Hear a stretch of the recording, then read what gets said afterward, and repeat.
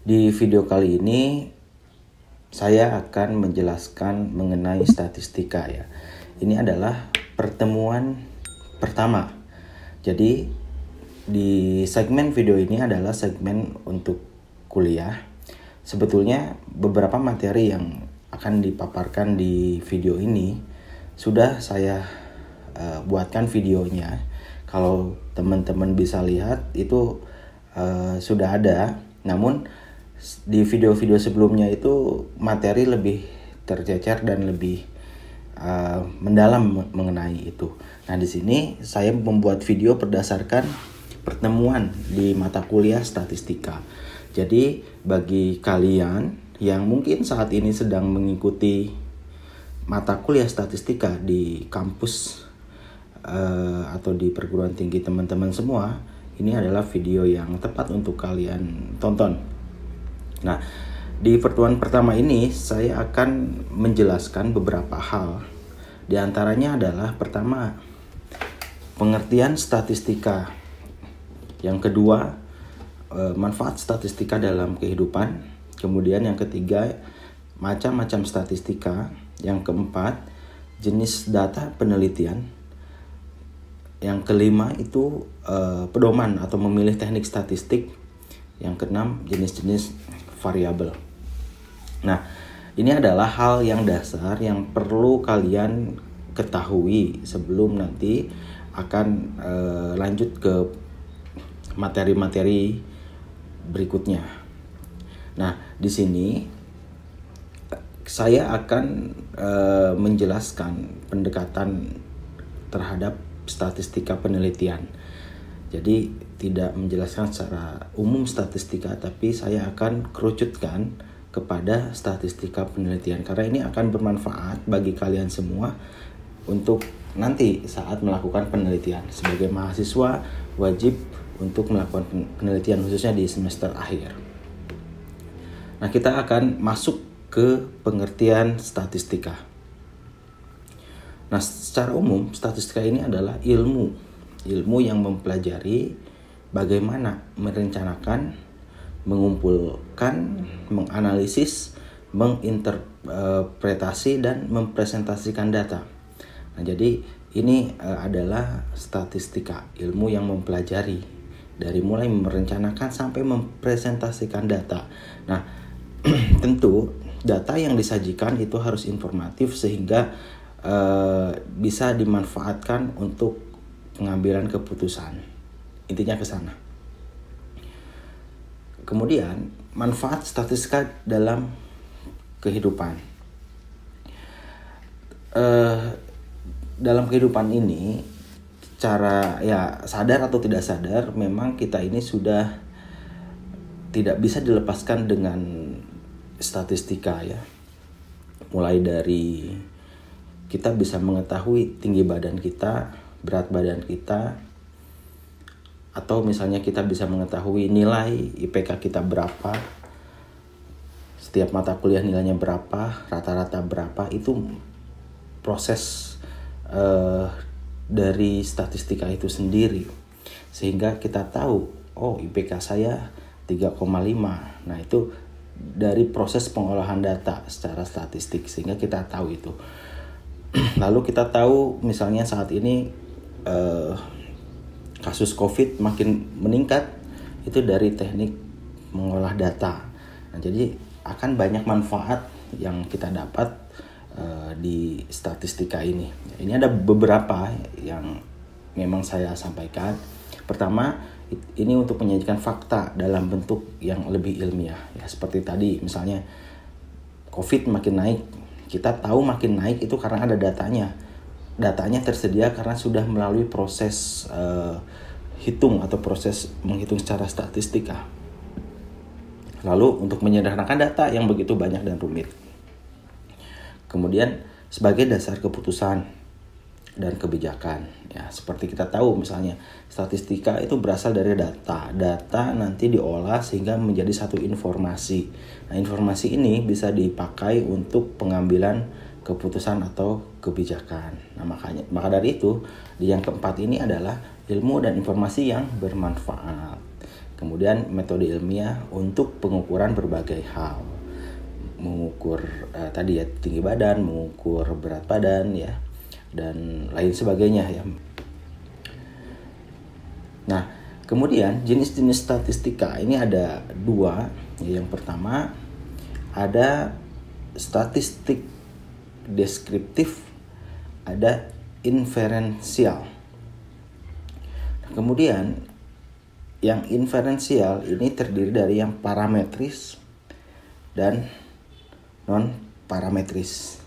Ya, kita lihat yang deskriptif ini bagaimana kita bisa memperoleh gambaran atau ukuran-ukuran tentang data dan memberikan informasi adanya tentang data yang terkumpul. Jadi ini bagaimana kita bisa mendeskripsikan mendeskripsikan data untuk memperoleh gambaran atau ukuran-ukuran data. Sehingga kita dapat informasi di sana tentang data itu, data yang kita kumpulkan. Itu deskriptif. Kemudian inferensial ini mengumpulkan dan memperoleh data dari sejumlah sampel. Memungkinkan peneliti bekerja lebih cepat dan lebih efisien. Itu kita pakai statistik inferensial. Kalau deskriptif hanya penggambaran data, keadaan data seperti apa sehingga terdapat informasi dari itu. Kalau inferensial ini lebih kepada penentuan jumlah sampel, mengumpulkan data dari penentuan sejumlah sampel. Karena kita tidak bisa mendapatkan data dengan populasi yang begitu sangat besar. Itu akan memakan waktu dan biaya yang besar. Nah, untuk penjelasan sampel populasi itu akan kita bahas khusus di materi berikutnya. Oke, inferensial ada parametris, ada non parametris ya. Yang ini ada parametris, ada non parametris. Biasanya parametris ini nanti akan berhubungan dengan distribusi data antara normal atau tidak dan jenis data tentunya. Nanti saya akan jelaskan teknik-teknik parametris seperti apa, non parametris seperti apa. Oke, kita akan lanjut ke jenis-jenis data penelitian. Nah, data berdasarkan sumber itu ada dua, ada data primer, ada data sekunder. Data primer ini data yang diperoleh dari sumber datanya. Jadi kita memperoleh langsung dari sumber datanya. Misalnya wawancara, kuesioner, itu data yang kita langsung dapatkan dari sumbernya. Kemudian data sekunder ini data yang didapatkan dari studi-studi sebelumnya. Contoh misalnya kita download laporan keuangan, studi kepustakaan, itu sudah dilakukan pengolahan sehingga berbentuk laporan keuangan, lalu dipublikasikan, lalu kita ambil. Nah, itu data sekunder. Jadi data yang didapatkan dari studi-studi sebelumnya. Itu berdasarkan sumber. Kemudian berdasarkan sifat, ini ada data kualitatif, ada data kuantitatif. Nah, data kualitatif ini data yang tidak berbentuk angka. Kalau kuantitatif ini berbentuk angka. Data kualitatif ini berbentuk kalimat. Misalnya hasil wawancara, penggambaran ya dalam bentuk kalimat, itu data kualitatif. Namun bukan berarti data kualitatif tidak bisa diukur ya. Ada proses kuantifikasi data dari data kualitatif. Nanti ini pun akan kita jelaskan di materi khusus. Data kuantitatif itu data yang berbentuk angka. Kemudian, nah kalau kita pecah akan seperti ini. Ada kualitatif, ada kuantitatif. Kuantitatif ini ada yang diskrit, ada yang kontinum. Nah, kalau diskrit ini data yang hasil dari bukan pengukuran, hanya menghitung saja, itu diskrit. Kalau kontinum dengan hasil pengukuran. Nah, kontinum ini ada ordinal, ada interval, ada rasio. Nah, diskrit ini bisa dikatakan juga data nominal. Maka dari itu, dari sini kita akan lihat tingkatan data ya. dari nominal, ordinal, interval, dan rasio. Ini breakdown dari yang ini. Kita akan coba lihat cirinya, nilainya, contoh, dan pengukuran. Data nominal ini biasanya data kategori atau penggolongan. Kemudian ordinal ini tingkatan. Kalau interval tingkatan, jaraknya sama. Rasio itu tingkatan, jaraknya sama. Ini sama sebetulnya interval dan rasio ini. Kemudian kalau dilihat dari nilai, ini tidak ada nilainya karena memang ini merupakan data kategori. Kemudian data ordinal tidak ada nol mutlak, interval tidak ada nol mutlak, rasio ada nol mutlak. Nah, ini dari nilai. Kemudian contoh, kalau nominal ini kategori. Contoh misalnya kita kasih kategori kaya itu 1, miskin itu 0. Atau laki-laki 1, perempuan 0. 1 dan 0 ini bukan angka, ini hanya adalah kategori. Nah, kemudian contoh data ordinal misalnya jabatan atau juara. Juara 1, juara 2, juara 3. Itu menunjukkan satu tingkatan. Nah, kalau interval itu contohnya misalnya suhu 0 derajat, 20 derajat Celcius gitu ya, dan lain-lain. Jadi misalnya kalaupun kita berikan 0 derajat Celcius itu ada nilainya. Beda dengan rasio. Contoh ya, kalau rasio itu berat, tinggi, beratnya 10 kilo, 20 kilo. Nah, kalau 0 kilo itu kan tidak ada nilainya. Nah, ini adalah contoh. Nah, ini berbagai macam pengukurannya adalah ini. Itu berdasarkan tingkatan. Nah, kemudian ada berdasarkan waktu pengumpulannya. Ada data berskala atau yang disebut time series. Ini adalah data yang dikumpulkan secara berkala. Misalnya kita mengumpulkan laporan keuangan dari tahun 2010 sampai 2020. Nah, itu data time series. Pengambilan data ini biasanya digunakan untuk melihat perkembangan dari waktu ke waktu. Bisa per tahun, bisa kuartal, bisa semester. Nah, ini adalah data berkala atau time series. Lalu ada data cross section. Nah, ini merupakan data yang diperoleh pada waktu yang telah ditentukan untuk mendapatkan gambaran keadaan atau kegiatan pada saat itu juga.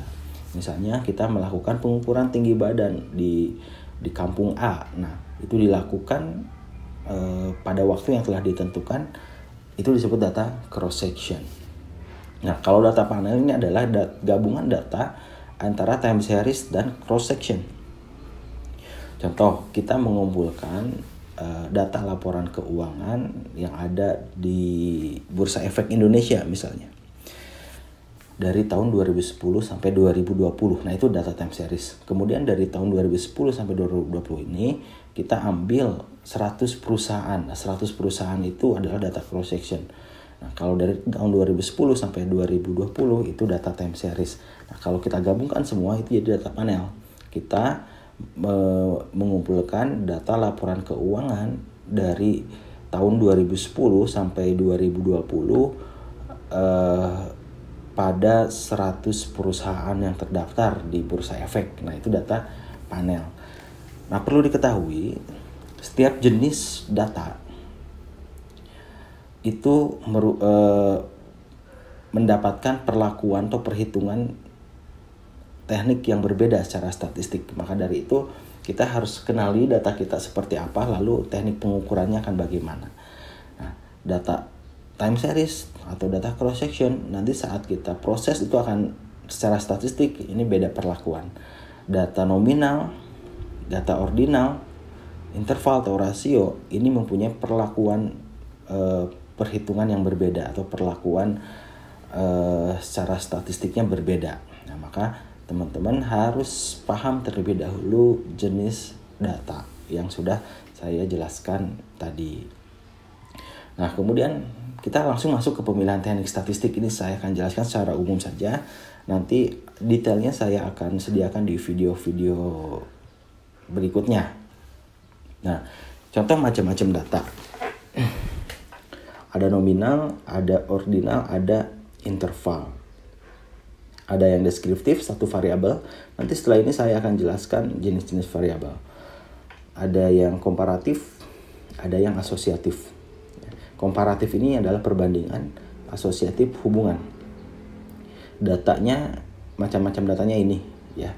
Nah, kalau misalnya kita mempunyai data nominal, kemudian satu variabel, maka kita gunakan teknik binomial atau chi-square one sample.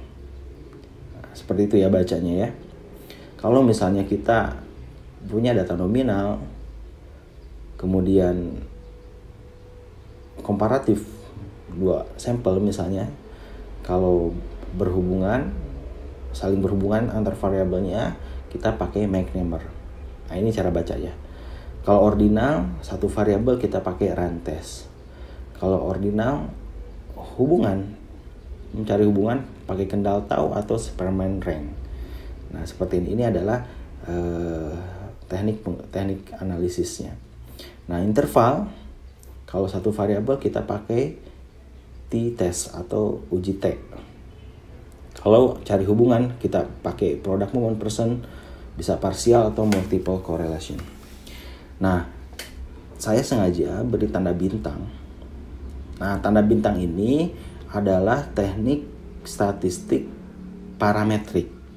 Nah, jadi parametrik dan non parametrik bedanya adalah di jenis data. Kalau statistik parametrik itu biasanya mengharuskan data berbentuk interval atau rasio.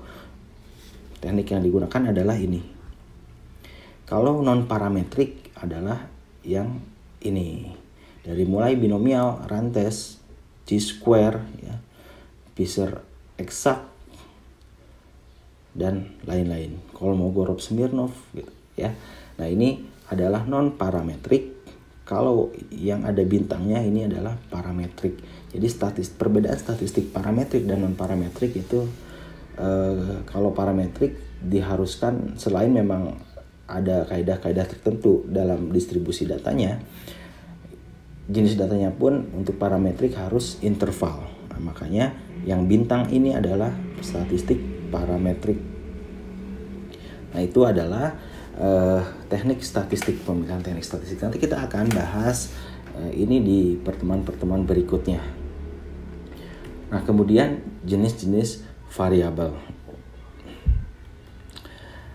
Nah, ini satu hal yang perlu diketahui juga oleh teman-teman semua, selain jenis data, kemudian jenis-jenis variabel.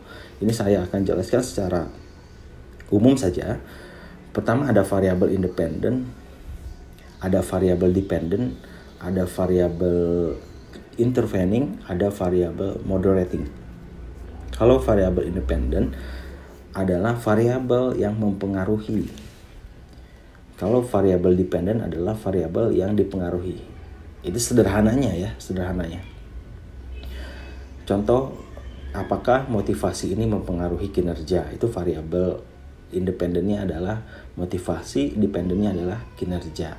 Itu independent dan dependent. Kemudian ada intervening. Nah, intervening misalnya variabel motivasi, kinerja, dan kepuasan kerja. Jadi sebelum ke kepuasan kerja ada variabel perantara. Ini disebut variabel intervening. Pengaruh motivasi terhadap kinerja dan dampaknya terhadap kepuasan kerja. Nah, itu adalah intervening. Berarti variabel interveningnya adalah variabel yang di tengah atau yang memediasinya. Motivasinya variabel independen, mediatingnya adalah kinerja, dependennya adalah kepuasan kerja. Ya. Nanti akan saya jelaskan detail di pertemuan berikutnya. Nah, kemudian ada moderating. Nah, ini adalah variabel yang mempengaruhi besar atau kecilnya pengaruh variabel di independen terhadap dependen. Ini dipengaruhi oleh moderating. Contoh ya, misalnya pengaruh pola asuh orang tua. Nah, pola asuh orang tua ini independen terhadap karakter anak atau pola asuh terhadap perilaku ya. Pola asuh orang tua terhadap perilaku anak. Nah, ternyata misalnya pola asuhnya baik, perilaku anak baik. Pola asuh jelek, perilaku anak jelek. Ternyata belum tentu, karena ada variabel lain. Misalnya ada variabel moderatingnya adalah lingkungan. Kalau lingkungannya bisa memperkuat hubungan ini, maka akan makin baik meskipun pola asuh jelek misalnya ya. Atau malah lingkungan ini yang makin memperburuk. Meskipun pola asuhnya baik, ternyata perilakunya buruk. Kenapa? Karena misalnya ada faktor lingkungan yang buruk. Nah, moderating ini contohnya adalah lingkungan. Jadi variabel yang memperkuat atau memperlemah hubungan antar variabel. Nanti detailnya akan saya jelaskan di pertemuan lain. Ini hanya satu gambaran yang memang perlu teman-teman pahami mengenai materi yang akan kita pelajari berikutnya.